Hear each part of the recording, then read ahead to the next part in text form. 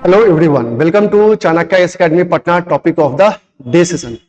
इस सेशन में हम एक बहुत ही इंपॉर्टेंट जियोग्राफिकल इवेंट के बारे में स्टडी करने वाले हैं। काफी ज्यादा ये चर्चा में बना हुआ है और ऑलरेडी ये जो टॉपिक है वो काफी ज्यादा इंपॉर्टेंट इसलिए हो जाता है क्योंकि एक बहुत ही जियोग्राफिकल सिग्निफिकेंट इवेंट होने वाला है। तो आइए हम देखते हैं कि आखिर ये कौन सा टॉपिक है।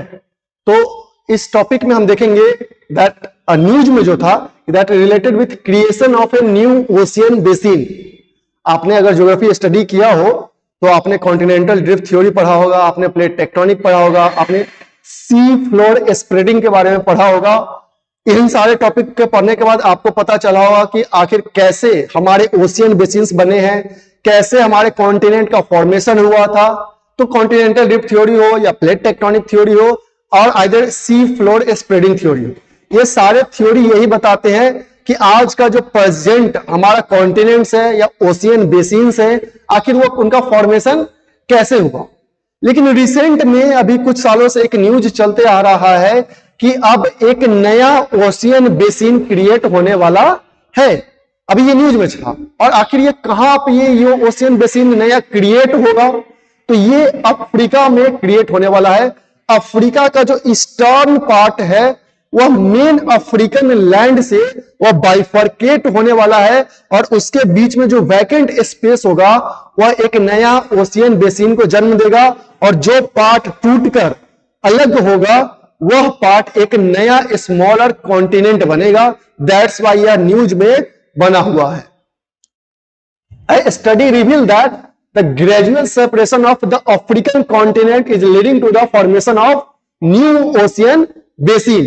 अफ्रीका का अगर हम मैप देखेंगे इसमें कि अफ्रीका का जो आप पोर्शन देखिएगा उसमें जो ईस्ट अफ्रीका का रीजन है वो मेन अफ्रीका लैंड से वो बाइफरकेट हो रहा है। मतलब वो मेन अफ्रीका लैंड से धीरे धीरे वो दूर होते जा रहा है और उसके बीच में एक रिफ्ट वैली बन रहा है। अब उस रिफ्ट वैली में वाटर आ जाएगा, वाटर आने की वजह से एक नया ओशियन क्रिएट होगा। साथ ही साथ जो मेनलैंड कॉन्टिनेंट वह रिफ्ट होकर अलग होगा वह एक नया कॉन्टिनेंट का जन्म देगा। The division of the continent is connected to the East African Rift, also called as Great Rift Valley, a crack that stretches 56 kilometers and appeared in the desert of Ethiopia in 2005, triggering the formation of new sea। सबसे पहले अगर इस crack की बात करें जो कि 56 kilometre लंबा यह क्रैक है, उस क्रैक में यह सबसे पहले नोटिस किया गया था इथियोपिया में 2005 में। आफ्टर दैट ये अंदाजा लगाया जा रहा था कि एक नया ओशियन बेसिन और एक छोटा सा नया कॉन्टिनेंट बनेगा अगर यह पूरी तरीके से सेपरेट हो चुका हो, अगर हो गया तो। जैसा कि आपने अगर देखा होगा जो रेड सी है, बेसिकली रेड सी का भी फॉर्मेशन वैसे ही हुआ था कि जो अरबियन प्लेट है वो अफ्रीकन प्लेट से रिफ्ट हो गया और उसमें वाटर भर गया, तो वाटर लॉगिंग के कारण वहां पे एक रेड सी का फॉर्मेशन हो गया। ठीक उसी तरीके से अगर यह ईस्ट अफ्रीका का जो वैली है, रिफ्ट वैली है, वो पूरी तरीके से अगर मेनलैंड अफ्रीका से अगर वो सेपरेट हो गया तो एक नया ओशियन बेसिन का क्रिएशन हो जाएगा। ये न्यूज में है। अगर हम मैप की हेल्प से आपको अगर समझाने की कोशिश करें तो आप देखिए ये पूरा का पूरा एक अफ्रीका का एक आपका पिक्चर है। आप देख सकते हैं ये है ईस्ट अफ्रीकन रिफ्ट वैली जो यहां से स्टार्ट होकर आप देख सकते हैं इस रेंज तक गया है जो कि 56 किलोमीटर का एक लंबा स्ट्रेच है। अभी पोजीशन क्या है कि अभी ये इतना आपको जो गैप दिख रहा होगा ये रिफ्ट बना हुआ है इतना। एट प्रेजेंट स्थिति यही है कि ये रिफ्ट बना हुआ है लगभग 6 mm पर ईयर के हिसाब से ये एक दूसरे से दूर होते जा रहा है। ये जो आप दिख रहे हैं ये लाइनिंग जो ब्लैक कलर का डॉट आपको दिख रहा है वो बेसिकली वही ईस्ट अफ्रीकन रिफ्ट है। जो ये न्यूबियन प्लेट है ये दूर होते जा रहा है। इधर जो आप देख सकते हैं जो अफ्रीकन प्लेट है ये दूर होते जा रहा है। जो सोमालियन प्लेट है, ये जो प्लेट आपको नजर आ रहा है दिस इज सोमालियन प्लेट, और इस साइड का जो ये प्लेट है जिसको हम लोग अफ्रीकन न्यूबियन प्लेट बोले, ये एक दूसरे से सेपरेट होते जा रहे हैं। तो अभी तक जो इसमें डिस्टेंस है कि 6 mm पर ईयर के हिसाब से इसमें ये रिफ्ट में विड्थ जो है उसका बढ़ते जा रहा है। तो प्रेजेंट कंडीशन यही है जैसा कि जस्ट मैंने बताया था कि जो आप देख सकते हैं ये अफ्रीका था वो भी पहले अटैच था इस अरबियन प्लेट था जो अफ्रीकन प्लेट से अटैच था। लेटर ऑन इसमें भी रिफ्ट क्रिएट हुआ और ये रेड सी का फॉर्मेशन कर दिया। इसमें भी अभी भी जो इसका वाइडनेस है वो बढ़ते जा रहा है। आप देख सकते हैं यहाँ पे विड्थ कुछ और है, यहाँ पे विड्थ कुछ और है। ठीक वही इवेंट जो है अब यहाँ पे भी देखने को मिल रहा है। जो ईस्ट अफ्रीकन रिफ्ट है वो ग्रेजुअली धीरे धीरे वाइड होते जा रहा है। नूबियन प्लेट वेस्ट साइड में जा रहा है और यह जो सोमालियन प्लेट अगर आपको दिख रहा होगा तो ये इस साइड में ईस्ट डायरेक्शन में ये मूव कर रहा है। तो ये संभावना जताई जा रही है कि आने वाले टाइम में एक नया ओशियन बेसिन और यह एक छोटा सा कॉन्टिनेंट जो आपको दिख रहा है इसका फॉर्मेशन होगा। अगर हम फ्यूचर को प्रिडिक्ट करें तो यह कैसा दिखेगा, तो इस पिक्चर में आप देख सकते हैं ये आने वाले टाइम में कुछ इस तरीके से हो जाएगा। जस्ट मैंने पहले वाले हम लोगों ने पिक्चर में देखा था कि प्रेजेंट कंडीशन में अभी ये ऐसा है, अभी भी अटैच्ड है, पूरी तरीके से रिफ्ट नहीं हुआ है, लेकिन आने वाले टाइम में ये देख सकते हैं कि यही पार्ट जो था जो अभी तक अटैच था वो टूट के अलग हो जाएगा और इस बीच में वाटर बॉडी बनेगा जिसे हम लोग एक न्यू एशियन बेसिन करार देंगे। और यह जो टूटेगा, जो यह सोमालियन प्लेट है आपको दिख रहा है, ये सोमालियन प्लेट टूट के अलग हो जाएगा और उसे एक नया कॉन्टिनेंट का फॉर्मेशन हो जाएगा।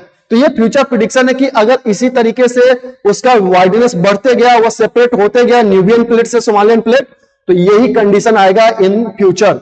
ये आपका एक ओशियन बेसिन बन जाएगा और यह एक कॉन्टिनेंट बन जाएगा।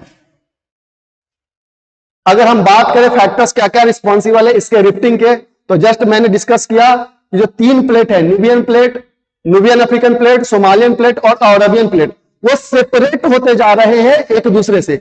जो न्यूबियन प्लेट है आपका वो वेस्ट डायरेक्शन में ड्रिफ्ट कर रहा है, जो सोमालियन प्लेट है वो ईस्ट डायरेक्शन में ड्रिफ्ट कर रहा है। तो उनके बीच में एक पर्टिकुलर रिफ्ट बन चुका है और वो हर साल कुछ ना कुछ इंचेज सेपरेट होते जा रहा है। तो आने वाले कुछ टाइम में वो टोटली सेपरेट हो जाएगा। तो जो प्लेट्स कह सकते हैं कि जो प्लेट्स का movement in the opposite direction, plates जो होता है वो तीन तरीके से मूव करता है, एक कन्वर्जेंस होता है, एक अपोजिट डायरेक्शन में मूव करता है और एक होता है कि ट्रांसफॉर्म होता है, वो स्लाइड पास करते हैं एक दूसरे को। तो जो अपोजिट डायरेक्शन में प्लेट्स का मूवमेंट हो रहा है इसके कारण से यहां पे ये रिफ्ट वैली क्रिएट हो जाएगा।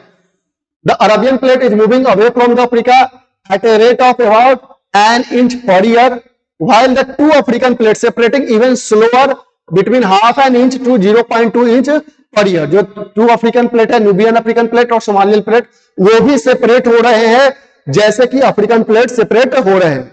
अगर पास्ट 30 मिलियन ईयर्स में अगर हम बात करें, Arabian plate has been gradually moving away from Africa led to the formation of Red C.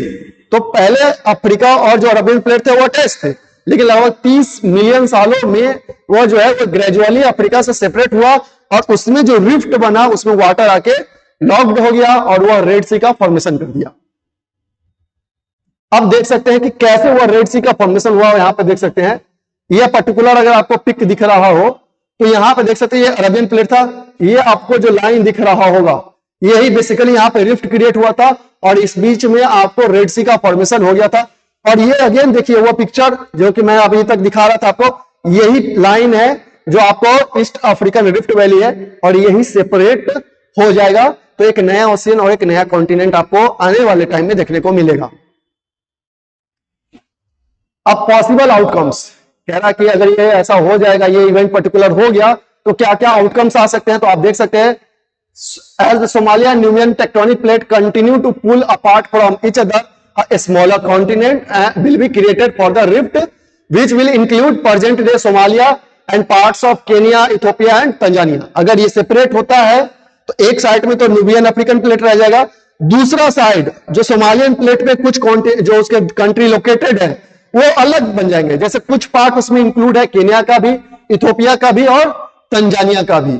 The Gulf of Aden and the Red Sea will eventually flooded into the Afar region in Ethiopia and East African Rift Valley, leading to the formation of New Asian। तो इसका main result यही होगा, ये छोटा सा नया continent जिसमें Somalia, कुछ पार्ट केन्या का, कुछ पार्ट इथियोपिया का, तंजानिया का रहेगा और एक नया ओशियन बनेगा। This new ocean will result in East Africa becoming a separate small continent with its unique geographical and ecological characteristics. तो एक नया आपका अफ्रीका, छोटा सा ईस्ट अफ्रीका देखने को मिलेगा अगर ये टोटली सेपरेट हो गया तो। The necessary separation of Somalia Nubian tectonic plate will have to take 5 to 10 million years to create a new basin. लेकिन हालांकि ऐसा नहीं कि ये कुछ ही सालों में हो जाएगा, आने वाले 5-10 मिलियन सालों में इस तरीके की इवेंट देखने को आपको मिल सकता है। अगर हम बात करें कि क्या क्या अपॉर्चुनिटीज है, क्या क्या चैलेंजेस है, मतलब क्या क्या इसके पॉजिटिव आउटकम्स भी होंगे, क्या क्या इसके निगेटिव आउटकम हो सकते हैं। तो अगर हम पॉजिटिव आउटकम्स की बात करें तो एक नया कोस्ट लाइन डेवलप होगा, जो अभी तक जो लैंडलॉक्ड कंट्रीज थे अफ्रीका में, जिनके पास एक्सेस नहीं था टू द कोस्टल एरियाज, अब उन्हें वो एक्सेस मिल जाएगा। लाइक आगे एग्जांपल आप बात करें, landlocked countries such as Uganda and Zambia that will have access to new ports for trade as well as fishing grounds and subsea internet infrastructure। जो landlocked countries थे अब उन्हें कोस्ट के किनारे अब उनको मौका मिल जाएगा, फिशिंग कर सकते हैं, नया डेवलपमेंट कर सकते हैं। चैलेंजेस क्या है कि बहुत सारा डिस्प्लेसमेंट होगा जब प्लेट रिफ्ट करेगा, हैबिटेट का लॉस होगा, फ्लोरा एंड फौना का लॉस होगा, प्रेशर और नेचुरल रिसोर्स, जो रैपिड अर्बनाइजेशन वगैरह होंगे तो नेचुरल रिसोर्स पॉलिटी की प्रेशर पड़ेगा। और सबसे बड़ा जो इसका निगेटिव साइड इफेक्ट्स को देखने को मिल सकता है वो है न्यू फॉल्ट्स क्रिएट होंगे, फिजर क्रैक्स होंगे, जिससे कि हो सकता है जो प्री एग्जिस्टिंग फॉल्ट्स थे इसमें से सेस्मिक एक्टिविटी होने की संभावना है, वोल्केनिक इरप्शन। चूंकि प्लेट अगर सेपरेट होगा तो हो सकता है कि नीचे से वोल्केनिक इरप्शन भी हो सकता है, सेस्मिक इवेंट्स देखने को मिल सकते हैं, जिससे काफी ज्यादा लाइफ एंड प्रॉपर्टी लॉस होने का संभावना है। तो ये इसके निगेटिव साइड इफेक्ट्स भी हैं। तो यही इसलिए न्यूज में बना हुआ था कि एक अब आने वाले कुछ मिलियन सालों में आपको नया ओशियन और नया कॉन्टिनेंट देखने को मिलेगा। आई होप आपको ये कॉन्सेप्ट समझ में आ गया होगा कि आखिर कैसे अभी का कंडीशन क्या है, आने वाले सालों में ये कंडीशन कैसा हो जाएगा। So that's all for today, thank you.